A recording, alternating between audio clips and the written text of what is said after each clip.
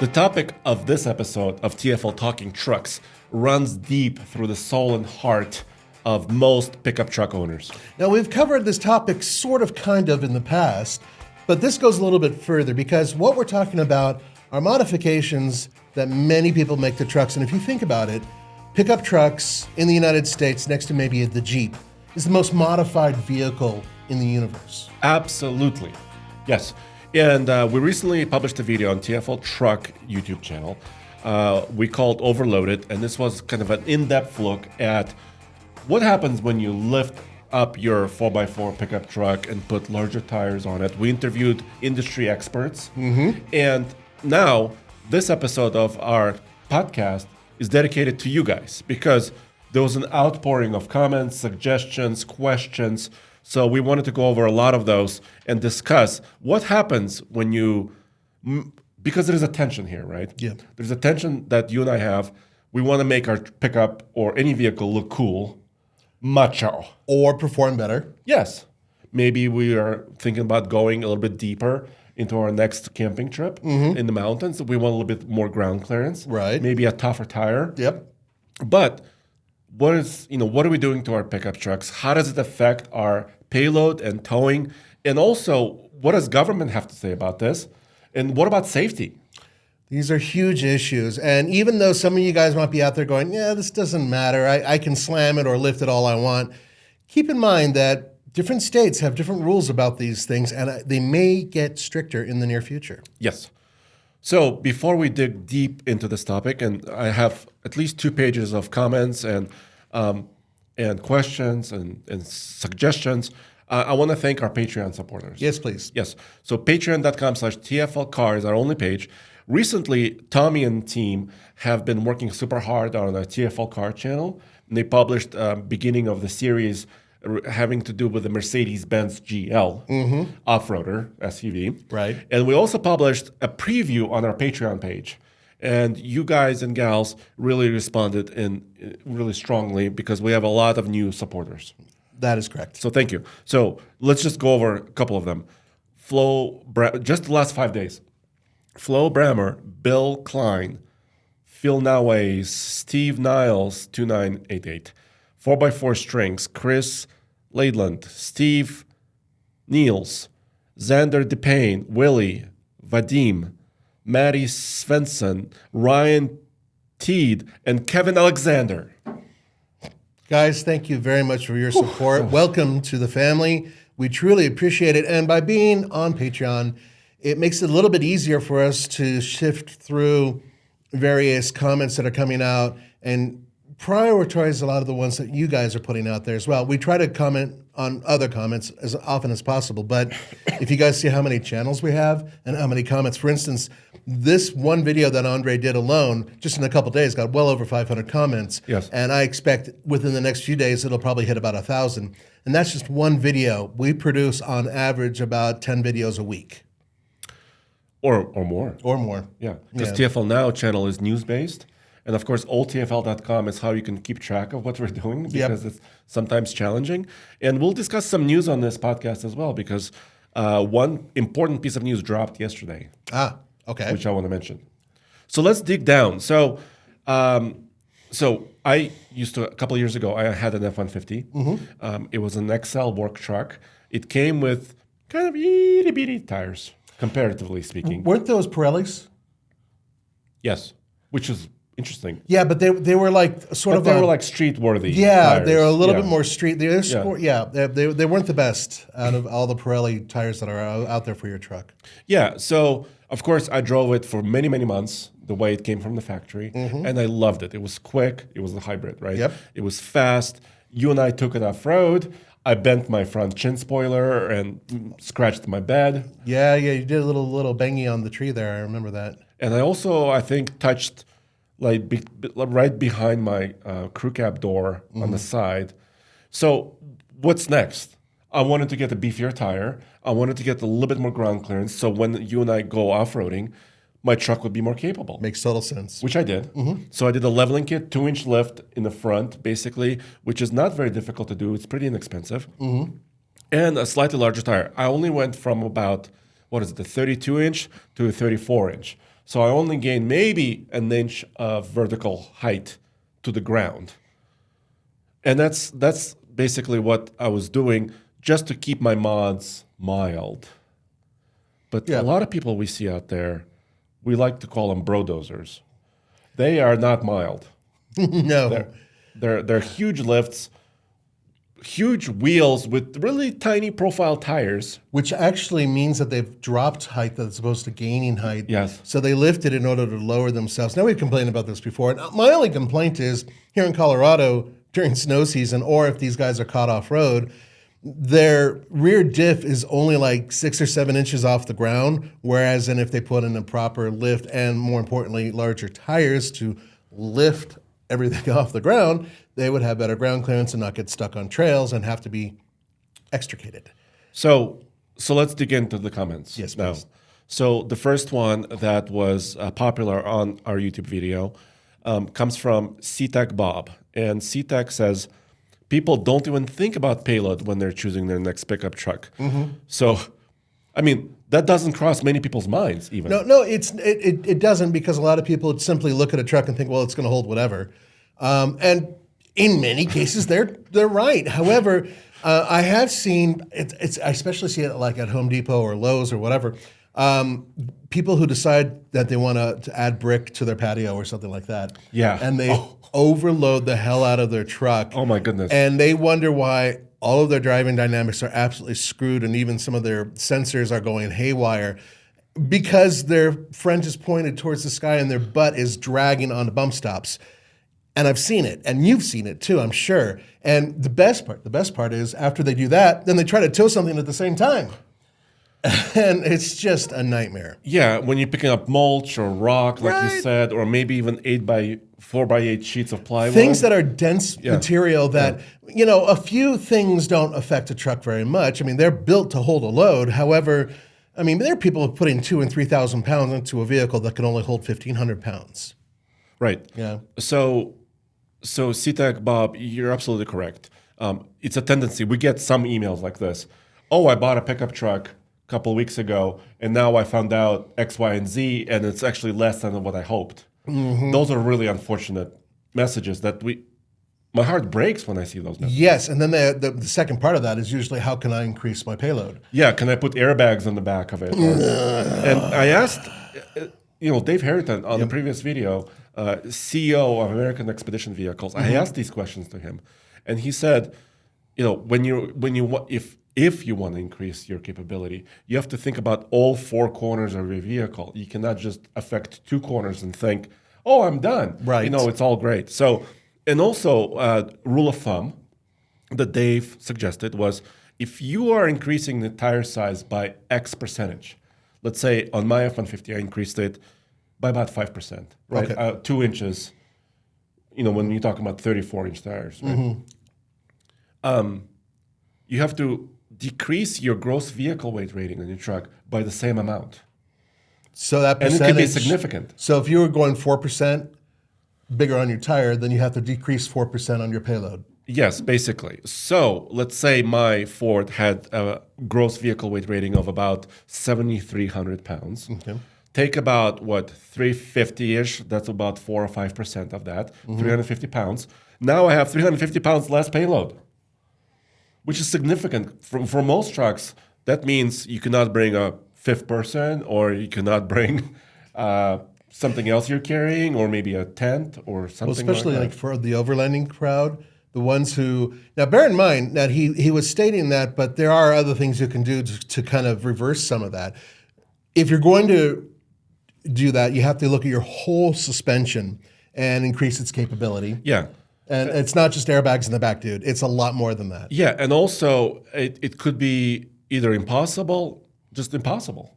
I mean, because let's keep going, because we'll discover. Because frames and everything else. There's so many more What about things. air intakes for your transmission and engine cooling? Yes. How brakes? What about your brakes? Yes. Because they're going to be affected by larger. The more rolling mass you have on your vehicle, be it those giant metal wheels that have tiny bit of rubber, or really big off-road tires, both of them have the same issue, which is all that extra steel And all that extra rubber that you have in there, increasing that mass means that as you're heading down the highway and you hit your brakes, you're not going to have the same reaction you had with the stock tires. That's just how it is. And you know what I mean? Yeah, totally. It's a safety issue. And by the way, brakes were not part of our topic with Dave, and a lot of you noticed. So thank you. We'll mention that, Which is one of the reasons why braking performance often is overlooked, and I overlooked it in that video because I was focused on payload. I had a braking issue with my own little vehicle because I overloaded it. Your Santa Cruz? Mm-hmm. Yeah. Oh. My cute little Santa Cruz. Now, listen, that thing can hold like 1,400 pounds without much of a problem. However, one thing that happens once you start going up to that weight, I had a bunch of canned food. It was during the holidays. And so I had 2 pallets, basically, of a bunch of canned food, probably equaling about 1,000 pounds, I'm thinking. Maybe a little bit more, but plus me, the driver, and plus somebody else who was sitting in the car, I was probably pretty close to its max. And I came up to a light. I was going a little bit quick. It was a dry surface. I hit my brakes, and I was still kind of moving forward a little bit faster than I thought I should. Now, this is a pretty new vehicle. It was about a year old at the time, and I'm like pushing the brakes harder and harder to get to that light. And I noticed a few other times. It's not a good feeling. No, it's really not. And the thing is that vehicle is built to handle that. However, it is not going to perform the same way it does stock. And it was especially noticeable with braking. So imagine what happens if you just simply monkey with the tires, make those heavier, which, by the way, adds to the weight of your vehicle. And then you add bumpers and all the other things that happens. You know, let's face it, if you haven't updated your brakes with all the other modifications you've made, it's a very good chance that your stopping distances are going to increase. Yeah, and actually modifying brakes is not as easy as it sounds. No, it's not. We learned that also 10 years ago. Wow, we made some mistakes. Yeah. Yeah. And we were trying to learn from them. Yeah, that was with the Ford Raptor. Yes. The first gen Raptor we had, which was still just a phenomenal truck. We should not have screwed with the brakes, but a company had bigger brakes that We they wanted offered to try us. them out, yeah. Mhm. And it made the stopping distance longer. Yeah. So we'll get into that a little bit deeper. Yes. Now, the next comment, popular comment, comes from Benka101. And this viewer says, this was awesome. Next, do a video about wheel spacers. Because like we were saying, a lot of people like that look where your truck sits a little bit wider. Or a lot wider. Or a lot wider. And you could do that 2 ways. You could actually change the spacing of your wheel itself. When you're buying a new wheel, you could change that spacing. Yeah, or you can add just a spacer, just usually aluminum, right? To change the offset, basically. But you're affecting many other things. For example, now your fender flares may not be covering your entire wheel and tire. So when you're driving on the highway, you're flinging rocks back or whatever debris back at the people behind you. So you're affecting other people doing this. So yes, we didn't discuss that much in this particular video, but it also has to do with leverage that Dave talked about, right? You're increasing leverage because those wheels are now further out, and the axle may not be designed for that much leverage. That's exactly what I was hoping you were going to say. That which can affect many things, everything from the actual component that's holding your wheel on, the brakes, and of course your suspension, because you're now, if you look at a cantilever or any long object, the further you go out, it completely changes the architecture of your suspension and how it travels underneath your truck. Now, I'm not just talking about off-roading, which is obviously the easiest way to look at this, but even minor obstacles, it's going to make a big difference. Now, I know people really like the big fat look where their wheels are way out there, 6-7 inches past their fender. And by the way, that can be illegal in most states. It's illegal here. It's supposed to be illegal here, but I've seen so many trucks with it. Cops just don't seem to care. I have an issue with safety because it just kicks up dirt and snow and crap and rocks at other vehicles, which sucks. But put that aside. The other thing that it's doing is that, you're taking up the entire lane of traffic. It's not easy to park or maneuver. Steering is different now, because if you look at the distance in terms of how far your wheels are apart and how you actually turn, the circumference of your turn will change. Everything changes. So this is an important thing. Now, Andre, I had a vehicle that had spacers on it before I understood. What? Yeah, I did. Before I met you, I had a 1990 GMC Jimmy. Okay. With the 350 manual transmission. You've probably seen a picture of it. I have a really cool picture of it. That's somewhere. Anyway, I love that truck. And the thing is that the old GM rear ends were very narrow compared to the front ends. So it could like 4 inches narrower. And I didn't like that look. I didn't like the way it sat, and I didn't like the way it drove. So I went into some magazines back then, looked around a little bit, and decided to get these spacers because all these people were like, spacers are a way to go. And this is before I understood some of the issues that could come with that. But you're touching on an important point, I think, is because a lot of us are particular about the way the vehicle looks. Bingo. Yeah. Right? You said your track width was different front to back. You wanted to correct it. Right. Maybe the rear axle may have been taller than the front, or vice versa. You wanted to correct that too. Yep. Or whatever. And that has to do with appearance a lot, which is, my wife doesn't understand that, by the way. When I talk about, I want to do this to my truck and this to my truck, she's like, why? Wow. Isn't it good enough already? I mean, why are you even talking about this? I think our wives talk to each other when we don't know it, because I get the same exact questions. Why is this being done? Why are you guys interested in this? This is a waste of money. Yeah, stuff like that. Yes. So in my case, now it didn't really negatively affect the performance because honestly, it wasn't anything dramatic. But one thing that did happen was when I was going off-road, and I modified it so I could do some light off-roading with better shocks, right? Stiffer springs, front and rear. Going off-road, and I all of a sudden hear this really bizarre noise as I'm going over a pretty hard obstacle, and it's grinding and grinding. What the hell is that? The wheel went into the wheel well, maximum articulation in the back, and because of the extra width, it was absolutely tearing apart the inside of the wheel well. It was so bad that it actually stopped the wheel from moving. That is bad. Yeah, and this thing's a manual, it's a Saginaw 4-speed. Those things are crazy. Anyway, I kept stalling and I could not get off that rock. I finally had to back off the rock and basically turn around and go home. So what I thought would actually be a positive was a full-on negative, at least for off-roading. Point here is that it looked much better, did not perform better because of that. Yeah, and that's a topic in itself. It is. What if I change my tire size or my track width? How will it affect my body work? Because like you said, it could touch in the front of your wheel well, in the back, in the top, anywhere, because as you're turning, steering, and articulating. Thankfully, there are tools out there that you can or forums where you can kind of get a sense for this, right? But still, that's an interesting topic. Here's another comment from the video. It's by STRLRD3863. Good news, because 95% of people who lift and modify their trucks will never take them off-road or haul anything. Okay, so I think 95 is a little bit extreme. It's a little extreme. Because I would say 70%. Well, it's hard to say because this is getting more and more common as we're progressing. I just think about all the really pristine ones I see, and you can kind of tell when a vehicle is used for off-road or is used as a work truck. By the way, it sounds like we're bashing people who love their vehicles. We're not. For example, not my neighbor, but like a person like 3 blocks down from where I live has a Jeep JL Wrangler on, I think they're using a 30-inch wheel with a tire that's about as thick as a rubber band. It's gold wheels. They're sticking out. Can I make fun of them? It's lifted. No, wait. It's lifted. It's got gold flake paint all the way around. There's a theme there. It looks like a Hot Wheel vehicle. Okay. And this person, this vehicle is spotless every time I see it. This person never goes off-road, as far as I can tell. But it doesn't matter because they love that vehicle. They created that vehicle on purpose. Okay, fair enough. Yes.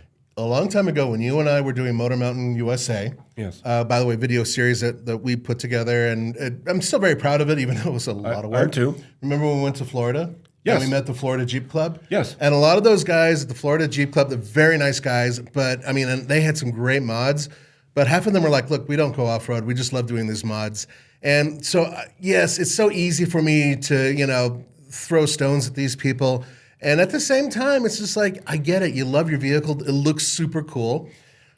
That I completely understand. And aesthetics to vehicles are remarkably important because what's more important, a car that makes you happy or a car that follows all of the guidelines that are already out there? I think a car that makes you happy is better.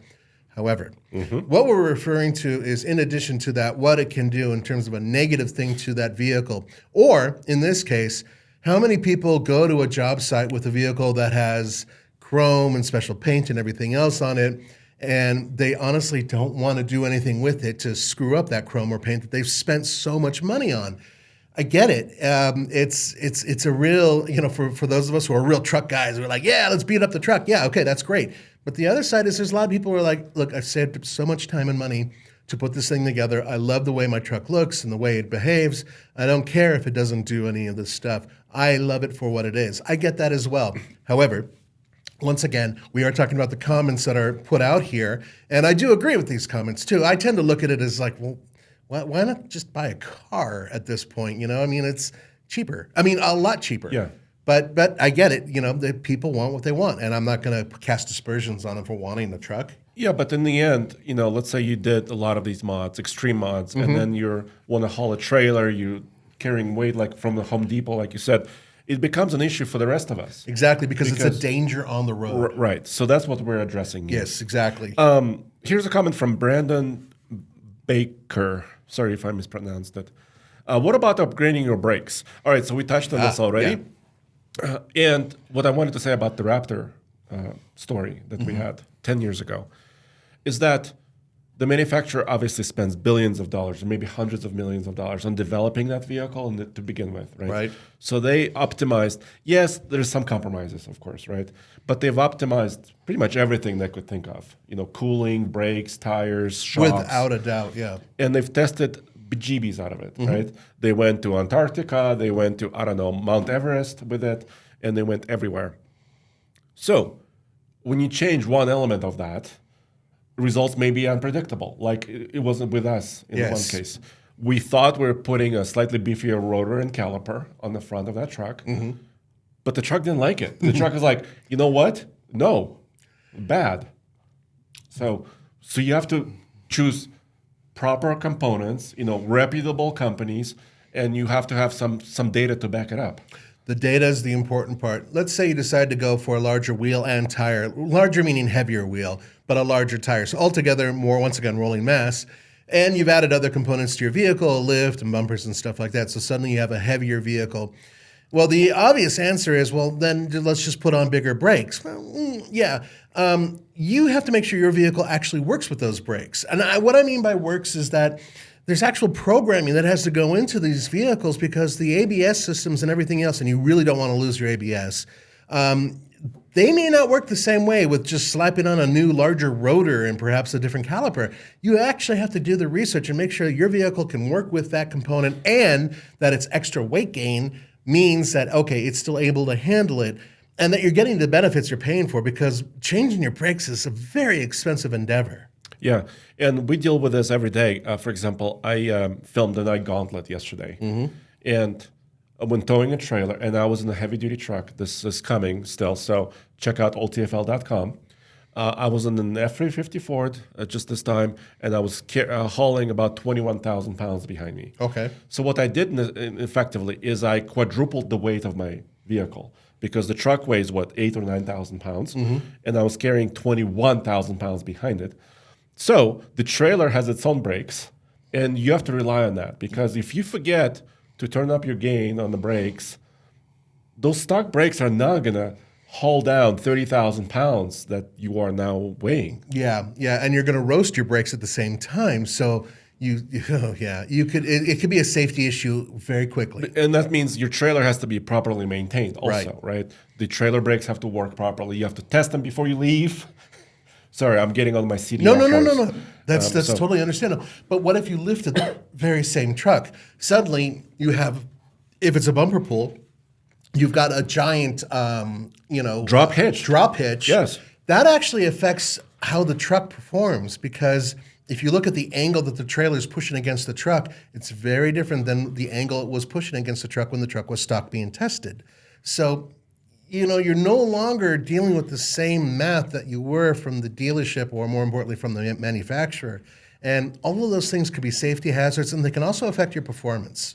Yeah. And I was towing a gooseneck, thankfully. So better weight distribution because the major point of the tongue weight of the trailer is actually in the middle of the bed. Which is right over your axle. And it's also being distributed, a little bit more forward, which is great. So, by the way, we did have some comments about weight distribution hitches, drop hitches, and versus gooseneck. So thank you for that, because that's an important topic. For example, one of our longtime partners, Genway Hitch, they build many drop hitches, right? We've been using them for years. Yeah. And as the drop gets longer, they actually provide additional bracing. So they've tried to take care of a lot of that engineering already. So you have to brace it, you have to attach it to another point on the frame, because there's a lot of leverage now, right? Exactly. The trailer can actually push that hitch underneath your truck. Which is also lifting up the front end of your truck, by the way, once you Yeah. start doing that. And it can get hairy. And I've seen a lot of hitches that are just like, hey, it looks good. It sits down, 4 feet from the top of the truck or whatever. And it looks, this long thing and it's all chrome. Yeah, awesome. But there's nothing on it to support it. And you're going to tow with that? Yeah. Well, at that point, it's jewelry, basically. Yeah, you're saying that, but people actually use them sometimes. Yeah. And that's, once again, what we're coming back to, which is that becomes a hazard for everybody on the road. Okay, here's a comment from Garrett Lewis, 4103. And Garrett says, what about odometer corrections or speedometer corrections very with good. larger tires? Huge topic. Yes. And most of us usually either forget about it, don't talk about it, or just not even think about it. Or maybe do the math in their head a little bit, Yes. like, I know that I'm going 3 miles per hour above what Of this where is it should showing, be, yes. or whatever, and you figured it out because you were going side by side with a friend who's going this proper speed or whatever, and it's good that at least you're keeping that in mind. But sometimes some of you guys forget this. So this has been a big pet peeve of mine, or issue I had before, because we've modified many trucks at TFL. So we did stuff even that manufacturers themselves approved. For example, the Jeep Gladiator. That's a we really built. good example. We use Jeep Performance parts, which is basically Mopar, right? We put a 35-inch tall tires, small lift, using the parts they provided. Right. We did it at the dealership. So a trained technician installed all this stuff. And then we said, well, what about the speedometer? And they're like, yeah, we're not supposed to touch that. Yep. Because now you're getting into some legality issues and legal issues, because you're touching software now. And as we've heard with recent, fines and recalls and such, that's a very sensitive topic. But it's getting a little bit better. So remember when we had our electric Hummer? We actually, after some testing, we went out to the dealer, GMC dealer, for the Hummer Electric, and got 37s for it. It came with 35s originally. And the dealership did it, and they recalibrated our computers for the bigger tires. Considering That's cool, right? It is cool, considering how much we paid on that vehicle, which was stupid money. Oh, that's I'm the not saying least it's they cheap, can- yes. That's the least they can do. But the thing is that that's not available on all vehicles. That's not available on all GM vehicles. This was actually the first time I saw that happen, was with GMC Hummer. Now, I've heard of some people who will just take additional software, or more importantly, hardware, and have it up there so they actually have a true representation of what speed they're going. So they have a proper, and also, by the way, it's not just your speed that's affected, it's your MPGs, and it's also your odometer that are affected as well by changing the size and diameter of your tire. So keep that, all of that plays into it. And so in order to to make your vehicle, read properly, it could take a lot of money. It may not be able to be done properly, or you may have to go to secondary hardware, which displays your true MPG and mileage and everything else. And some aftermarket tools are able to do this. Yes. But once again, use caution, right? If you're using an aftermarket controller or a tuning device, and you have good intentions, right? You want to know your true speed and your true fuel efficiency and your true everything. But what if that vehicle goes back to the dealer? They don't know what you did, yada yada. It creates some issues. Yeah, you have to keep all of that in mind, guys. So next comment comes to us from Richard Fisk, 6311. So Richard says he used to have a Toyota Tacoma. He used it a few times, switched to an F-250. Wow. So he says his Tacoma had about 950 pounds of payload, and he sees a lot of these, right? I'm pretty sure I know which truck this is. This is a TRD off-road, most likely, with a lot of options. And this is the previous gen, by the way.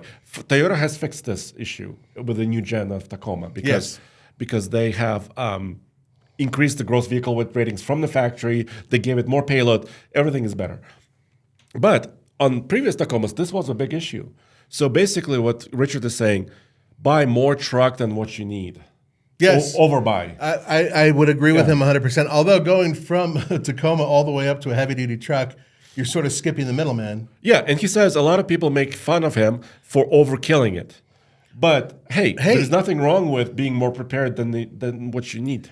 It's kind of like the reverse of cutting corners. Let's say you know you're going to be towing on average 5,000 or 6,000 pounds, and you get a truck that can easily tow 10,000 pounds. I'd say you're smart because you're not straining your vehicle as much as those people who are going to the maximum weight. So let's say that 5,000 pounds that I was just referring to was on that Tacoma he used to drive. Yeah. That's a lot more strain on that Tacoma, if it can even handle that, to be honest with you. That Payload is abysmal. Think about it. The Maverick and the Santa Cruz have better payloads. Yeah. I mean, it's just terrible. But this is what happens when you get a full-blown four-wheel drive off-road version of a pickup. And It's like you're buying a tool for a certain job. It's exactly. If your job is to run across the desert at a higher speed, that's kind of what you need, right? Right. You need a vehicle with softer springs, lighter payloads, smaller payloads, but it's a precise tool for that job. But it won't do other jobs really well. Right. Getting the everything truck is very difficult. Although if you work your way up to heavy duty trucks, as an example, we had the AT4X Sierra 2500. No, 1500. No, the one with the diesel that we took. Oh, the recent one? Moab. Yeah. And that one still had a pretty impressive payload and towing. Yeah, GM did a really great job. Yeah, because it was a balance of everything. It was like 2,700 pounds, which is not, compared to other heavy duty trucks, it may not be that great. But compared to truck on 35s with custom suspension, that was amazing. Exactly. So what we're saying is that you have to sacrifice one thing for another. The only way you can get away with getting the everything truck is spending ridiculous amounts of money. Yes. We are talking about a truck that was like $104,000, I believe. Yeah, it was. But let's say you get something a little bit more realistic, like, Power Wagon, one of my favorite trucks. Well, your towing and your payload are going to suffer in that truck as well because it is built as an off-roader. That's its main mission. So keep that in mind if you're looking at any particular truck. You probably want to overdo it. I would say that I would rather get that heavy-duty Power Wagon over, let's say, a Ram Rebel if I knew that from time to time I would be towing 7,000 or 8,000 pounds. I know that the Power Wagon wouldn't have a problem with that. Also, the heavy-duty pickup truck. Sorry, I have a small cold. Yeah, he's got bird flu. Monkeypox?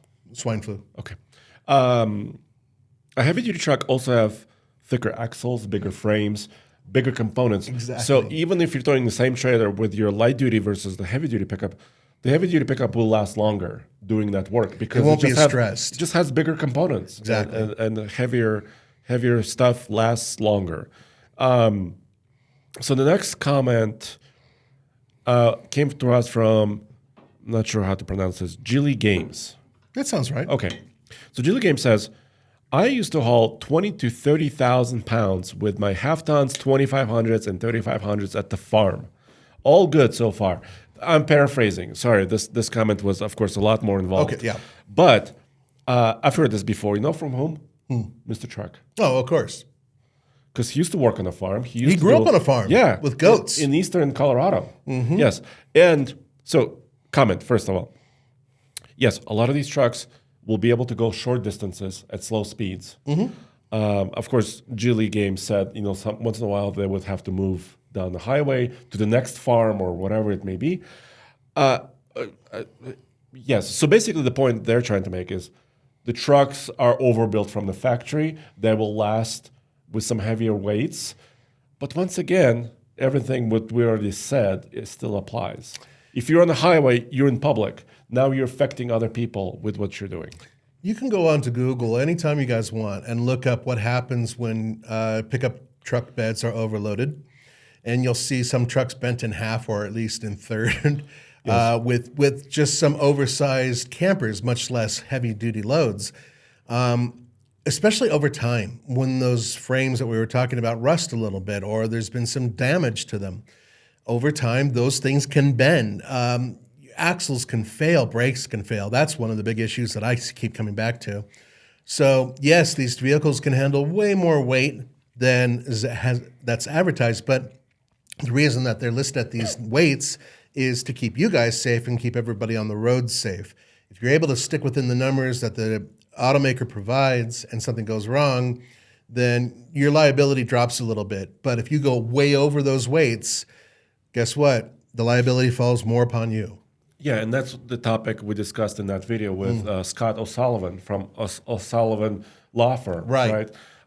He's a friend of the show. He also is part of the WriterJustice.com, and that's a huge part.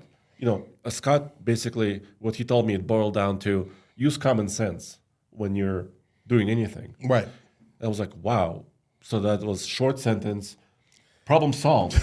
Use covers so much. But then somebody else commented and said, the common sense now is no longer common. Yeah. Okay. Yeah. Fair, okay. That's fair to say that. That's opening up another can of worms. Yeah. We can only say so much based on where we are and what we're able to do. And, bear in mind that we screw up too. We're human. Andre often screws up with payloads. Well, come on. You did that Ford Ranger thing. Yeah. I'm just saying. I did. But no, in all seriousness, life lessons go only so far. It's up to you guys whether or not you're willing to listen and, apply what we're mentioning or other people are mentioning. If you go overweight on your truck, crazy weights, prepare for consequences down the road. Especially if you're going to be on the road. If you're on the farm, you're on your own property, fine, Dan, go for it. See if you can haul 50,000, go for it. But the minute you hit the highway and you could possibly affect somebody else on that highway, you could be in a world of hurt. So, yep. All right. Legally and otherwise. Exactly. Here's a comment from Ringmaker. He says, it's interesting how many people at the automotive dealerships and or RV dealerships have no idea about payload or weights. And actually, he's saying maybe some RV dealerships know a little bit more about this. Okay, so this is kind of a comment. I'm mentioning it because we use our friendly dealers here that we've been using for many, many years. Sure. And the reason why we go there is because a lot of the salesmen and saleswomen are also enthusiasts. Yes. And by being enthusiasts, they're involved in a lot of aspects of automotive. They understand payloads, they understand weights, they understand, your top speeds or whatever it may be. But it's not guaranteed. If you walk into a random dealership, those salespeople may have been, like Kent likes to say, they may have worked at a grocery store the day prior, right? Very true. So, and the point he's making is the trailer you're pulling is probably weighs more than you ever thought. And it happens to me a lot too. Well, because you're eyeing the trailer, right? Yeah. You're like, oh, that tractor weighs 10,000, this trailer weighs 8,000. Oh, I must be at 18,000. But the truth is usually way heavier than that. I want to add to that, especially with RVs. There are an awful lot of people out there who will go into an RV dealership either for a Class A or Class C motorhome or whatever, which is way too big for them to drive. There's no special license that you need, by the way. That's a whole different discussion. Sure.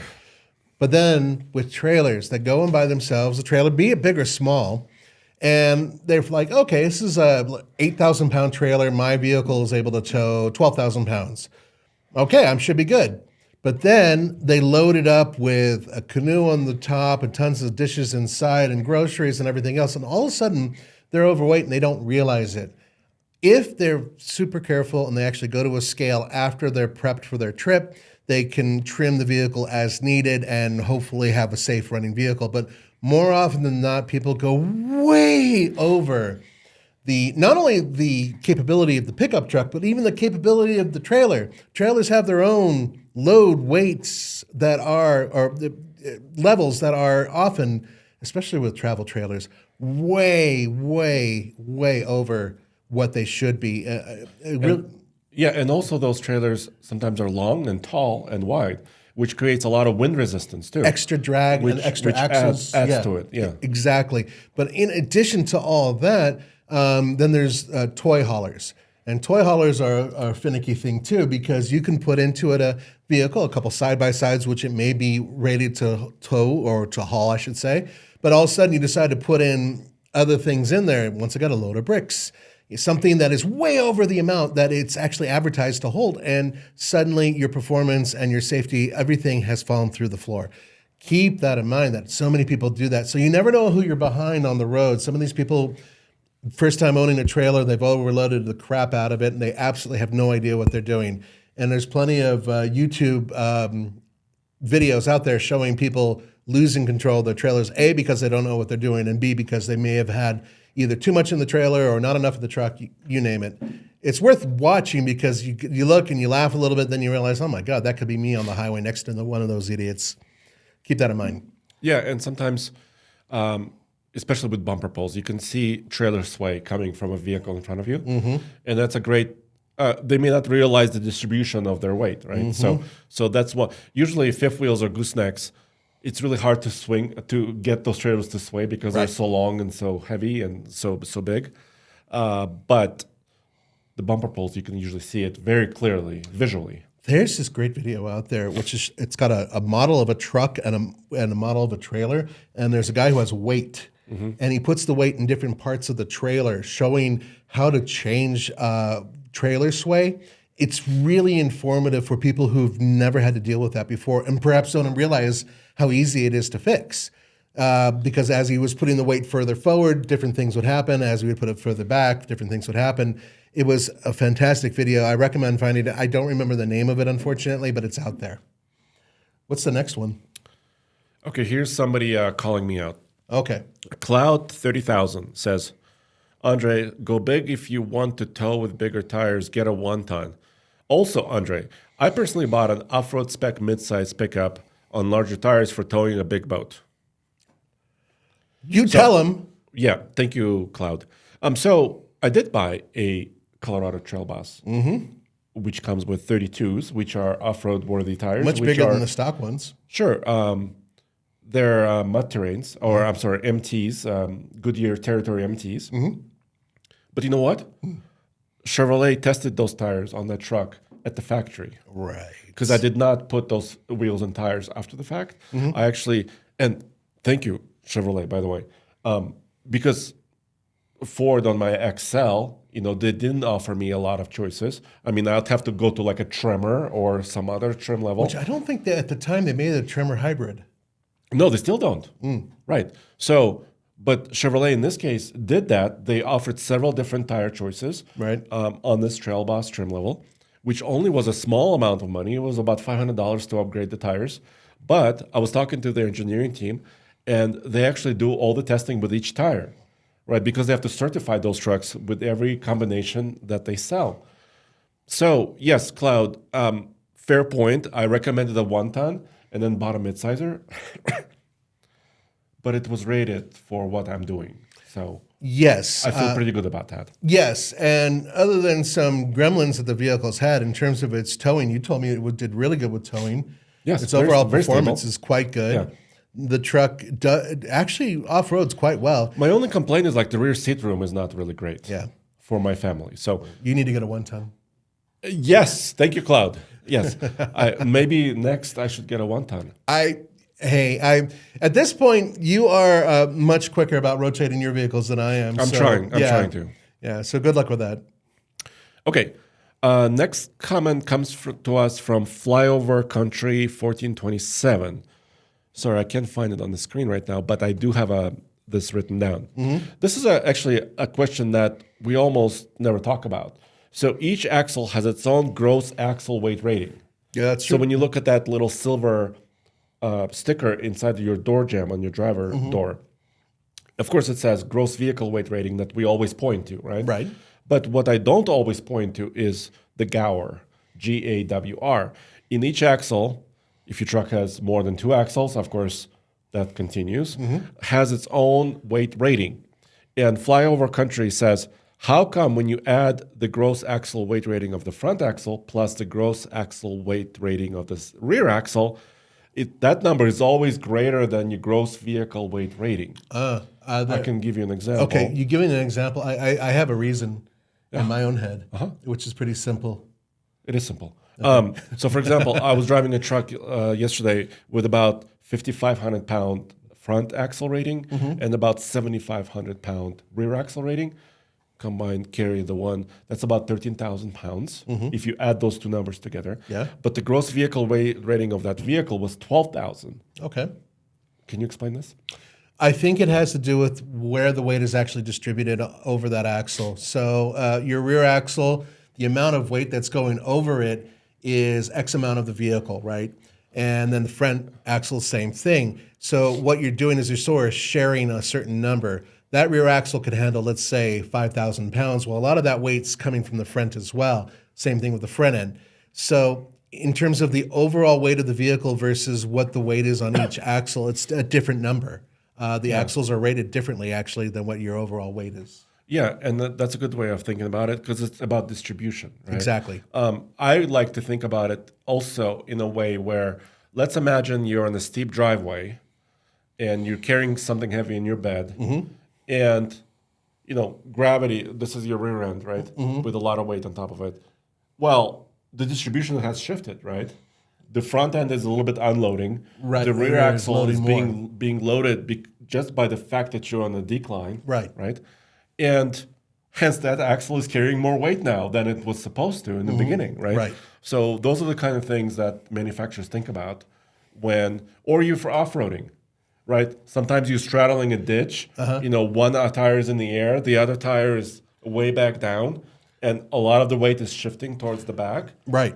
Same thing. You could have like 70% of that weight all sitting back on one tire. Yeah, that's how they account for that stuff. It's the weight distribution and how it works. Yeah. Also, each tire has its own weight rating. That's true. And usually when you add those four numbers together, that number is also huge. Why? Because each tire may be overloaded momentarily in the same scenario. Very true. As a matter of fact, what we were talking about with modification, some of you guys really need to keep an eye on what the actual load capacity of those tires are that you're putting on your trucks. In many cases, they are not rated properly for the truck and what you want to do with it, especially if you're going for super modded wheels and tires. So just keep an eye on that because you really do want to stay within, once again, it's your fault if something goes wrong. If that tire explodes because you've overloaded it and you cause an accident, that's on you. So, keep that in mind. Yep. So we're going to keep moving because we have another 500 comments. I know, seriously. I think we just a few more and then we'll, Yeah. Sorry, I'm just kidding. So there's a comment from Jason Pitts, 8395. So Jason is commenting about, what about a full-size spare? Because a lot of us, sometimes forget this as well. Yep, that's a good point. It has happened to me.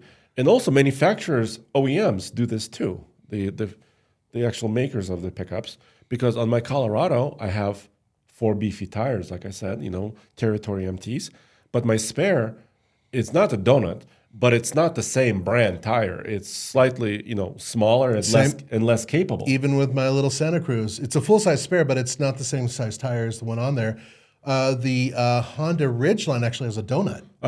And there's other trucks out there that don't have anything near the right size tire to replace the one that explodes in your truck. And by the way, we have an interesting experience with trying to fit a full-size spare onto a truck that had modified wheels and tires.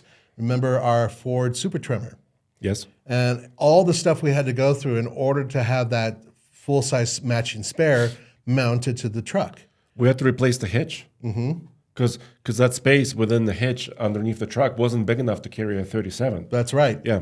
Yeah, and we got a one-off bracket and a special thing to get under there, and it fit barely, but it's something that a lot of people don't think about. So let's say you go for extreme tires and wheels on your whatever off-road vehicle or on-road vehicle, and you decide that, I don't think I need to have a spare tire and wheel that match that. Well, let's say something goes wrong.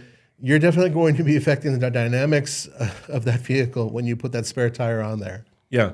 And another comment, not just by Jason, but several other people in the comment section said, actually one person said that they did have a quote-unquote brodozer and they had a flat tire because those tires may not be rated appropriately for whatever your brodozer is doing. Which is actually what my point was earlier, yeah. But he didn't have another spare. Oops. So that's a problem. I mean, he had a small spare, a normal spare, and now you almost have to get towed because otherwise your vehicle is really cockeyed. And Well, it's entirely possible that if you put a regular size spare onto that vehicle and the angle it sits, it could very well be dragging a very important component like your pumpkin on the freaking ground. I mean, that stuff like that can happen.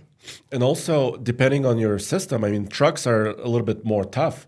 But if you had like a crossover, often all-wheel drive systems, if you have various radiuses tires, you could screw up the all-wheel drive system because it thinks one tire is doing something it's not supposed to be doing, right? Because it's smaller. You might be adding power the wrong way, and it might even overheat the system and even the transmission. There's so many things that you can do wrong by going that direction. It is vitally important that you figure out a way to get a matching, if you're going crazy with your tire and wheel package, something that comes close to matching the proper circumference and weight of the tires that are on there currently, or else you could really hurt the vehicle. Exactly. And what we've been starting to do this, right? Tommy, when he was modifying the Mercedes GL, we discussed already. We got 5 tires, appropriately sized. Right. We got 5 tires, including a full-size 37 spare for the Ram Trailhound that we have. So we're now getting better and better at this because even I was making the mistake with this. When we lifted our Ram Rebel, we didn't have a 35 spare. No, we didn't. I thank God we never had to use that. That would have been a real problem. Yeah. So we're learning from this. So there's one more comment from, how do you say this name? How Nguyen. Yeah, thank you, Hao. So Hao says, oftentimes you go to a dealership, pickup truck dealership, and you see lifted trucks, brand new, with slight lifts or maybe sometimes big lifts on bigger tires, being unsold right there in the new truck section. What's up with that? We just saw that the other day. Yes. When we did our last, or not our last, but the one prior to that. Right. When we were at the showroom. Yes. There was that red Ford, I think it was a Ford. No, Ram. The big monster Ram. Yeah, right. And that was being sold next to all the other ones with a warranty and everything else. That's a really good question because it's incumbent on the customer to figure out whether or not what you're buying is good or not. It's not up to the dealership. They don't really have to care about that because they can have the window sticker there, and as long as they tell you what modifications were done to the vehicle and whether or not you even can cover that under your warranty, the rest of it's on you. So, but here's what a lot of dealerships are doing, and I've seen a lot of this too. They partner with aftermarket companies, right? Right. And there's many kind of common brands, Rocky Ridge, Tough Country, there's Black Widow. There are different names of those trucks. There's obviously others like, Shelby American modifies Fords, yada, yada, yada. Harley Davidson trucks, right? We've seen a Harley Davidson truck last time as well. Yes, we did. So dealership partner with a lot of those companies, including Fox and others. And those companies actually warranty a lot of all those parts. Many do. Yeah. But here's the thing. You don't know this going in, so you need to do your homework, right? Exactly. Right. Who modified it? How? If the sticker inside the door was never amended, right? Because you can kind of tell what the factory sticker looks like versus what the aftermarket, addition is. You have to ask questions. Hey, do I have to care about payload differences here? What's going on? So a lot of dealers we go to, they use reputable companies. And also, if something goes wrong, it's usually 3 years and 36,000 miles, right? They'll take care of you. Also, I wanted to talk about commercial vehicles really quick. Okay. You and I saw a lot of them at Johnson Auto Plaza as well. We did. A lot of them come from the factory with no bed at all. Chassis cabs. Yep, exactly. And then somebody puts a crane on top of it, or a bucket, or a flatbed, or a toolbox, giant service bodies, whatever. Welders, compressors. But pretty much always, because it's regulated. You open the door, and it has like one payload sticker, and then after accessories payload. Because if you add a crane to your vehicle, your payload will change. Significantly. Yeah. And that's such an important thing. If that extra sticker isn't there, it's possible that maybe somebody A, who wasn't reputable put it on there, or B, perhaps it was done by a third party, like somebody else had this old crane hanging on a different vehicle and decided to swap it and throw it onto this new truck. It's entirely possible that something like that happened. So you have to make absolutely sure that the sticker is there and it's done by a reputable company, or else, once again, it's on you if something goes wrong. Yeah, and yeah, so government plays a big part here, right? Yes. I wanted to close this episode on discussing high-tech features in new trucks. And also government intervention and whatnot. Yeah, so a lot of the new trucks and all kinds of vehicles, in fact, come with adaptive cruise control systems. Now, companies like IHS, the Insurance Institute, actually give you higher scores, higher ratings if you do have those collision prevention systems. And proper headlights that are the newer ones and all that stuff. Yeah, and the headlights have to be properly adjusted. Exactly. My goodness. If you lift your truck up incorrectly or whatever, you forgot to change your headlight angle, now you're blinding oncoming traffic.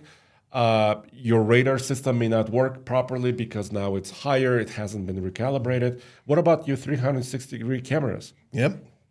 Maybe off too because your truck is now higher, and those systems are very precise. They have to be calibrated for every vehicle when they leave the factory. On top of that, towing. If you're towing with those vehicles, many of the modern trucks, and this has been going on now for a good decade or so, the software inside the truck will actually help the trailer with braking to prevent sway, or at least mitigate some sway and all that. Well, once you make all those modifications, will that affect the trailer behind you? Sometimes it will, and you have to keep an eye on that as well. Exactly. So a lot of companies, for example, like Elevation Off-Grid, a partner of ours that we work with, the truck I was testing has adaptive cruise control that works. They calibrated it. It has parking sensors that work. It does have a lift and bigger tires. So it's possible. It's just an extra step that you have to pay for and take care of if you want a luxurious truck that's really properly done and modified. But it's possible. And the point is, the price will continue to go up. Just look at lift kits provided by Toyota Performance. The price is wildly higher than your shop down the street away from you. And you're probably asking, why should I pay a Toyota dealer $4,000 for this lift versus paying somebody else $1,200 for this lift? Right. Well, Toyota will warranty it and also recalibrate all of your stuff to work with the lift. Which is an important point. Now let's move on real quickly to government, because there's a lot of government oversight that is out there and that is moving out there, both in terms of cars and trucks. And you're going to see that more and more when it comes to exhaust systems, intakes, basically smog systems for various trucks out there. A lot of people like to modify them or tear everything off. And a really good example of that is what's happening right now with the Cummins recall. So we have a friend of ours, a friend of the studios, who has a slightly older Cummins pickup truck, and he's modified it. And he's taken a whole bunch of stuff off the truck in terms of making it more powerful, better exhaust, and da-da-da-da-da. Well, if he takes it in and has it serviced, will it even be serviced, or will he have to put all that stuff back on there to get serviced? And also, if it's not properly serviced, let's say he lived in California, and so he didn't get that little sticker saying that he got it serviced properly, does that mean that his truck will no longer be allowed to be driven on the road? Or more importantly, licensed, registered. Yeah. I mean, these are things that are starting to happen more and more, and we're going to be seeing a lot more of this in the future, especially when it comes to emissions. But that also has to do with other components on the vehicle. And in time, I believe that the federal government is wishy-washy on whether or not the whole, whether or not they're preventing people from actually working on their vehicles in the future. It's right now, it's in this a foggy area where they're litigating it and they're trying to figure out whether or not it's actually something that is worth it, especially on certain high-tech vehicles that are very hard to mess with. The question is, once you bought the vehicle, is it really yours? That's going to be coming up in the future with pickup trucks as well. So yeah, that's a hot topic. It really is. Really hot, and it gets under my skin as well.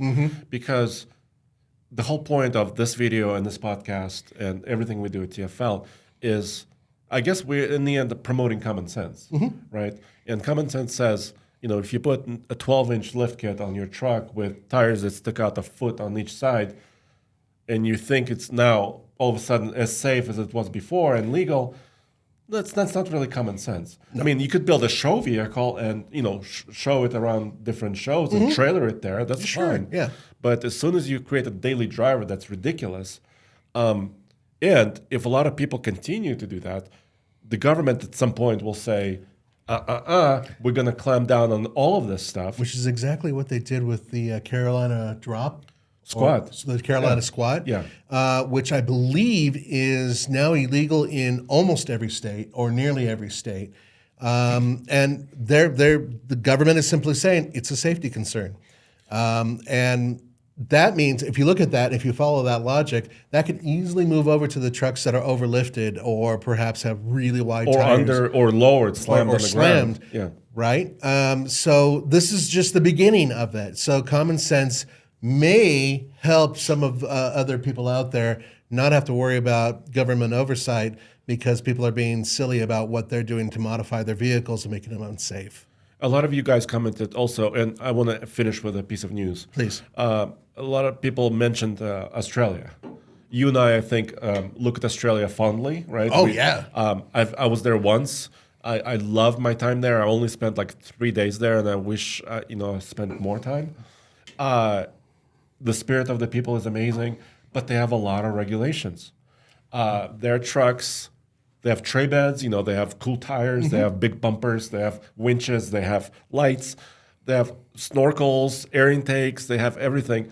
But you don't see those gigantic stanced vehicles because they're outlawed, basically. They have a lot stricter regulation.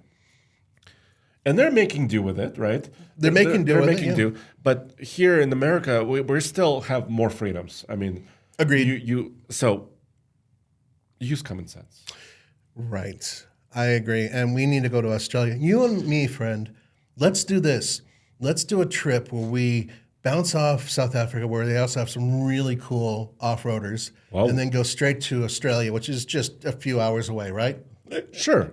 That's what we'll tell And let's Roman. have Roman pay for it. Well, of course. We're not going to pay for it. Yeah. Oh, yeah. So I would. I've been to Australia once as well, and I only spent 4 days there, and most of my time was in Sydney, and so I didn't really get to see very cool things, and that was when I was a teenager.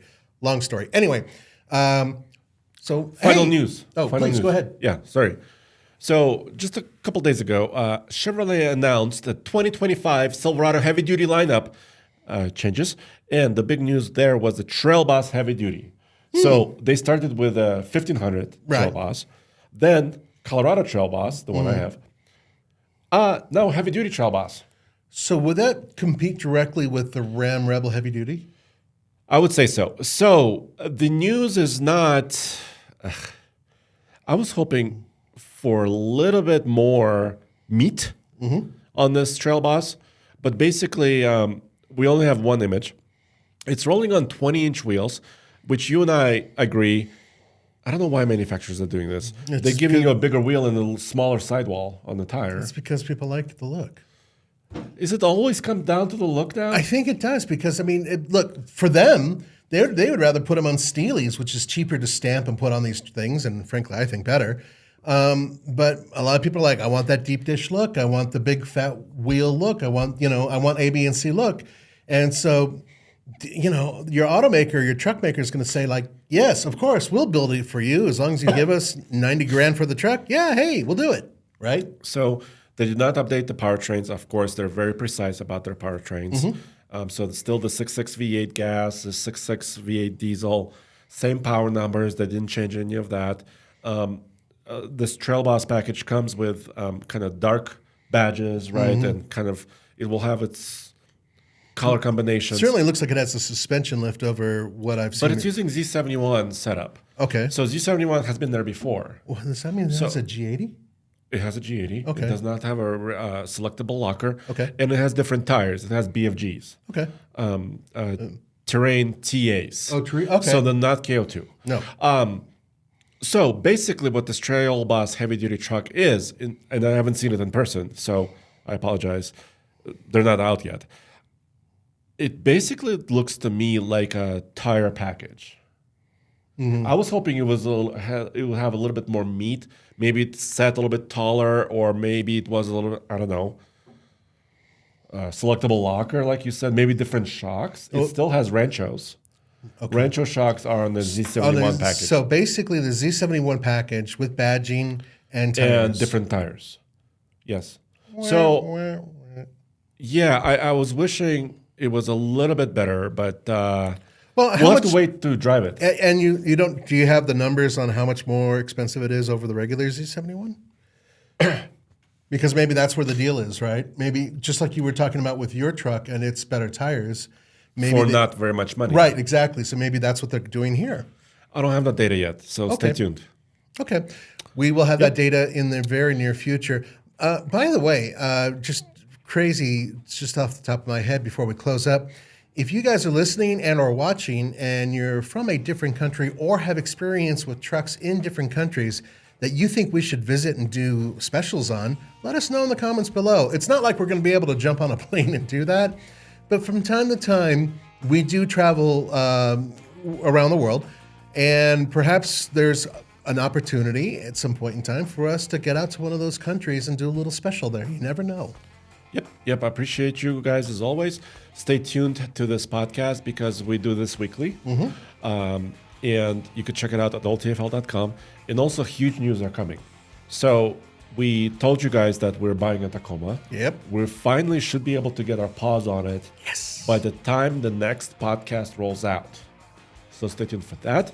I also have a plan in my back pocket about a Cybertruck, because a lot of you guys and gals asked about our perspective on the Cybertruck. So we have something in our bag for this. Yep. And also, I'll just leave it at that.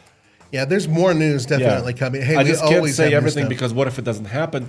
And then I would have to backtrack on what I said. Yeah. So better not to say anything. Yeah. Okay. Yeah. Okay, guys, have a wonderful week. Be safe out there. We'll see you next time. Thank you.